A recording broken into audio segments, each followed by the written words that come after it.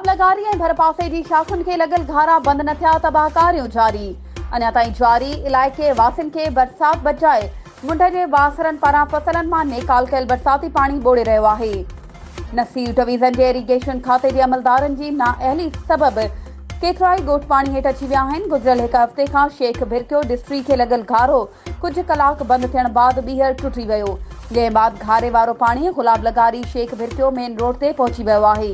अहिड़ी सूरत-हाल बैदि ॻोठाणनि ज़ाहिद अहमद सुरेवाल, एडवोकेट मोहम्मद हसन सुरेवाल, परवेज़ अहमद ऐं उबेर अहमद जी अॻवानी में पंहिंजी मदद पाण तहत मशीनुनि ऐं माण्हुनि ज़रिए हिफ़ाज़ती बंद ॾेई यूसी माणक लगारी जे केतिरनि ई ॻोठनि खे बचाए वरितो आहे, जॾहिं त हिफ़ाज़ती बंदनि ते पाणी जो दबाव बदस्तूर जारी आहे।